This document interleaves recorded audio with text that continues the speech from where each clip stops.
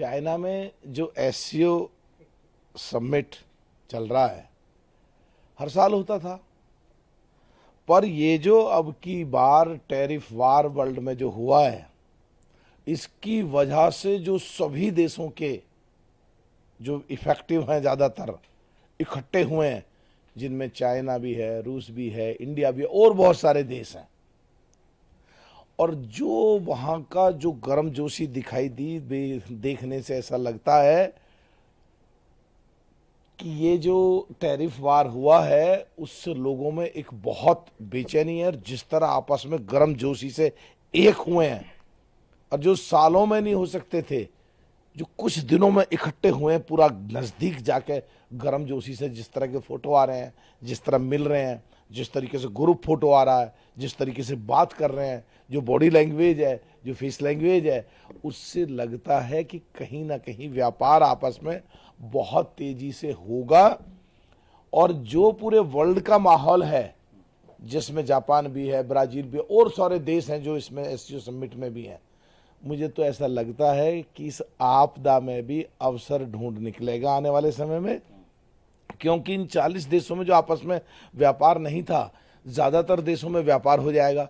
उधर हमारे देश का यूएस के साथ भी अभी नेगोशिएशंस चालू हैं, और वहाँ की जो संस्थाएं हैं, जो इंटेलेक्चुअल लोग हैं वहाँ, और जो वहाँ की कोर्ट का जो फैसला आया है, उससे ऐसा लगता है कि वहाँ भी बहुत जल्द सेटल हो जाएगा। और जो हमारे जीडीपी की रिपोर्ट तिमाही की आई हैं, सब चीज़ों को देखते हुए ऐसा लगता है कि आने वाले समय में भारत और ताकतवर बन के उभरेगा, और मोदी जी का नेतृत्व भी और ताकतवर बन करके पूरे वर्ल्ड में उभरेगा, देश के साथ साथ। सर, जिस तरह से चीन के साथ बायलैटरल टॉक्स हुआ, भारत का प्रधानमंत्री जी भी वहाँ के प्रेसिडेंट से मुलाकात हुई, फॉरेन सेक्रेटरी हैं विक्रम मिस्री, अब वो ये कह रहे हैं कि चाइना ने अपना सपोर्ट जो है एक्सटेंड किया है क्रॉस बॉर्डर टेरर को लेकर। क्या विश्वास किया जा सकता है चाइना में?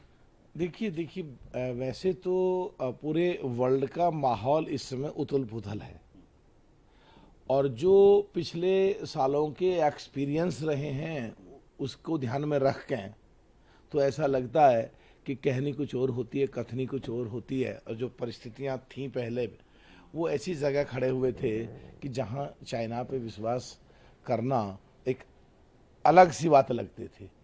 पर जो आज के परिवेश में वर्ल्ड का जो आज माहौल है, टैरिफ वार जो चला हुआ है, और चाइना जिस तरह तेजी से एकदम नंबर 1 की तरफ को बढ़ रहा है, तो भारत के साथ उसको आने से उसकी मंजिल बहुत आसान हो जाती है। और वो छोटी मोटी चीज़ों को, चाहे बॉर्डर लाइन है, चाहे दूसरों को, आसपास के देशों को सपोर्ट करते थे, चाहे वो बातें हैं, वो बहुत छोटी पड़ जाती हैं उस बात के सामने, जब वो वर्ल्ड में लीडरशिप की तरफ, एक नंबर की तरफ बढ़ रहा हो। तो उस चीज़ को ध्यान में रख के ऐसा लगता है कि जो सालों की दूरियां थी, वो एकदम इस टैरिफ वार की वजह से, यूएस के एक्शन की वजह से बहुत नज़दीक आ गए हैं।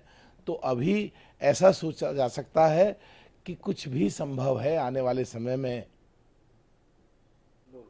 सर, बिहार में वोट अधिकार यात्रा का आखिरी दिन। वोट अधिकार यात्रा, वोट चोरी, वोट चोर कौन है, आदि आदि।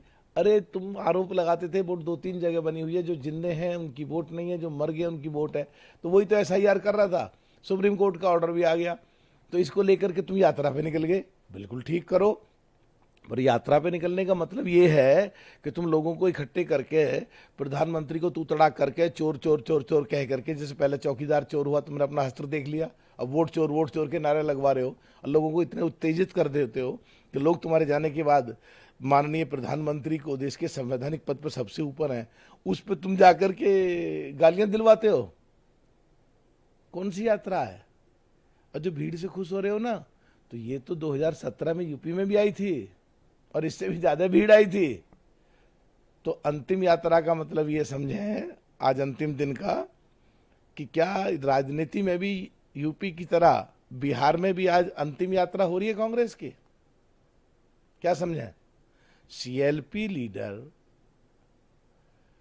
देश का संवैधानिक पद है, जहां उनका रोल है, वह संसद चलने नहीं देते। 17वीं लोकसभा के आखिरी 7 सत्र चले नहीं, 18वीं लोकसभा के 4 सत्र अभी तक जो हमें चले नहीं। तो जहां गरीब मजदूर किसान कमजोर दबे कुचले लोग अकलियत के लोगों के मुद्दे उठने चाहिए, जो 14 दिन पहले फील्ड हो जाते हैं, उन्हें तुम चलने ही नहीं देते। समझ नहीं आ रहा है किधर को देश जा रहा है, किधर को क्या लोग ये कर रहे हैं। तो क्या आने वाले समय में जो मुझे लगता है इससे भी बुरी हालत होगी कांग्रेस की जो आज है।